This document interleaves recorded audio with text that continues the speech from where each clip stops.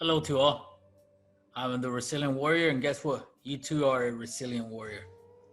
So, this is a new series that I'm going to begin, and it's information for teachers, educators, staff who work at schools. I've added the resources to every single piece of information that you could also go and read it if you want to learn more about it.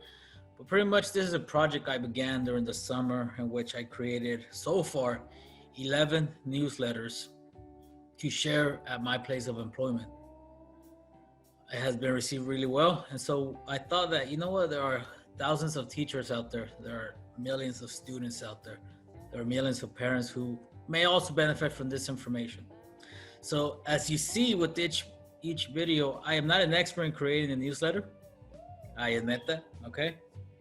But I did put a lot of effort in finding this information. Hopefully it is helpful. It might not be for you, and that's fine. That's okay, but you might know somebody that might be beneficial. So we'll begin. First of all, I want to tell you how thankful I am for everything that you as educators are doing. Please, though, take a moment and allow yourself to take a break and practice self-care.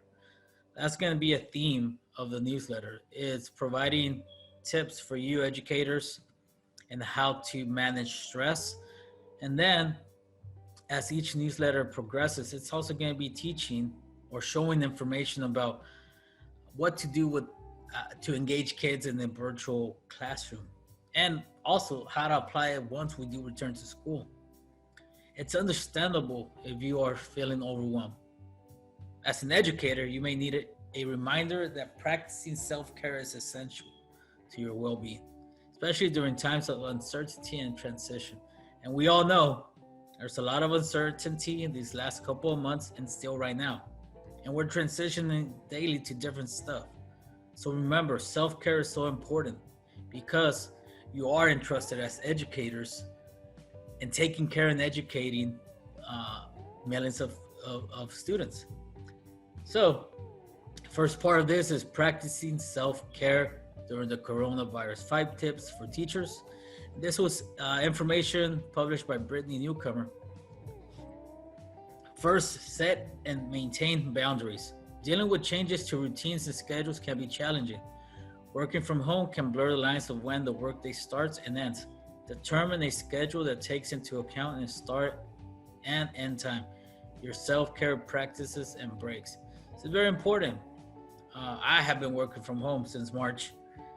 And it's very important that once my workday ends, it ends. I have to take control of that, and I have to decide. It ends either at 4 o'clock or 3 o'clock or 4:30. And then after that, I close everything down. I go and practice self-care, okay? Very important that you do that. Set your boundary that has self-care practices and breaks. Even during the workday, you have to have breaks. Reflect on your feelings and needs. So it's important to recognize and name your emotions. When you're aware of new feelings, take a moment to reflect. Name that feeling and why you may be feeling that way.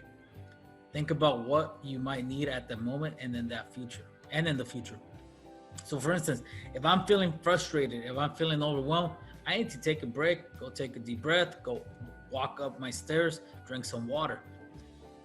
I cannot ignore my feelings, okay? Recognize what is and isn't in your control. It is an important one because as educators, as humans, we can only control what we can control. But sometimes we feel that we cannot control anything. With rapidly changing world and the sudden shift in how you teach, it can seem like there are more questions than answers. This can cause worry and anxiety. One way to gain perspective is to recognize what is within your control and what isn't.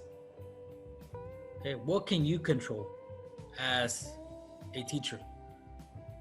What can you control as a parent? What can you control as an educator? What can you control as a human? Ask yourself those questions. So then your mind shifts back to, I have control, instead of thinking, I have no control.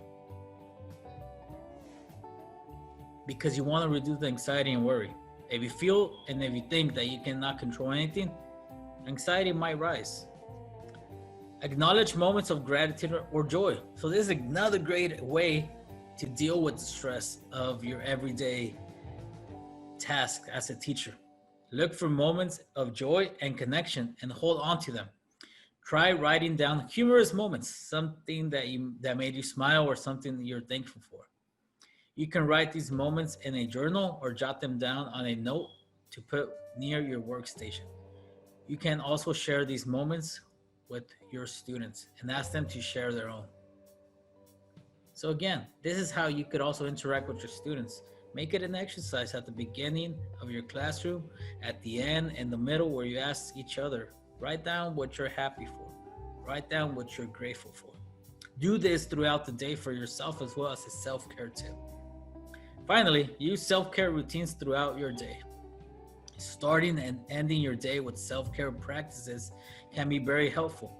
For example, you might start your day with a guided meditation and end your day with exercise.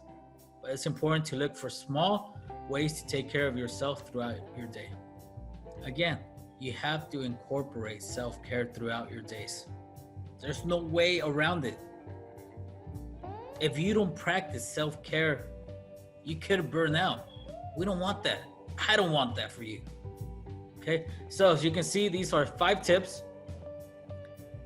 Here is the link. I will put it in the description.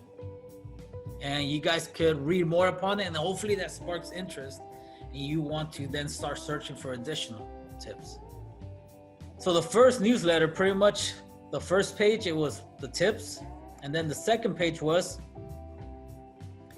what I like to add, a coping skill. Right away, knowing what you can do exactly. So in this newsletter, I focus on breathing.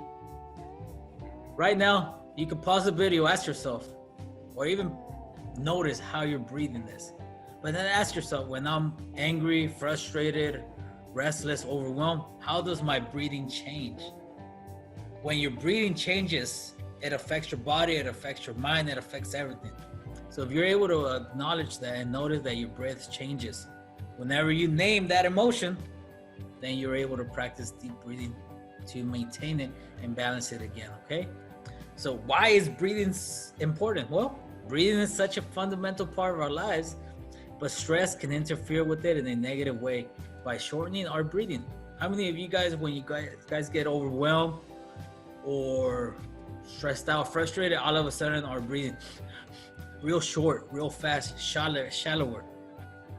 Put some comments down. It's okay. Write down all the feelings you've experienced since this new way of teaching has happened.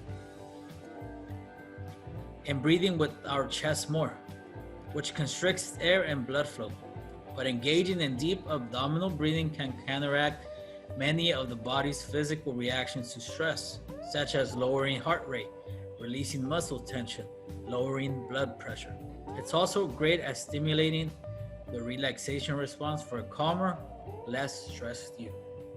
So here's the reason. There's the catch why it's so important to breathe calmly. And again, here's a link and I'll put it in the description. So breathe easy, stress less. I got this image from destressmonday.org, which I will also put in the description. And they put out weekly on Mondays tips so you can start out the week. But I put it and I practice this every single day. It doesn't have to be Monday. This Monday, try mindful breathing. Focus your attention on your breath to settle your mind and restore calm.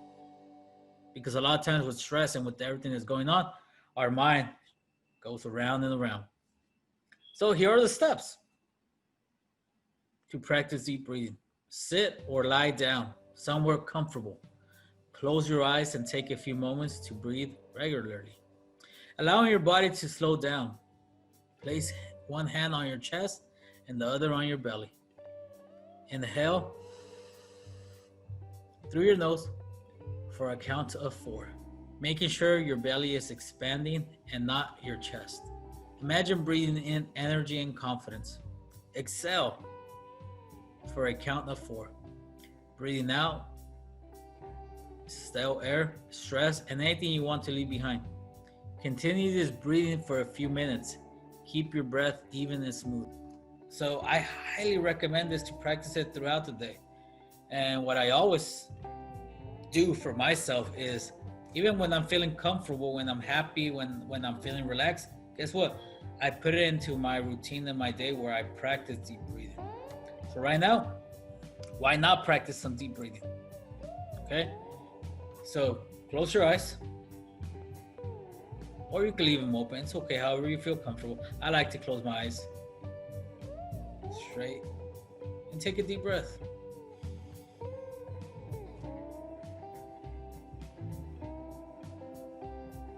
So now do it with the count.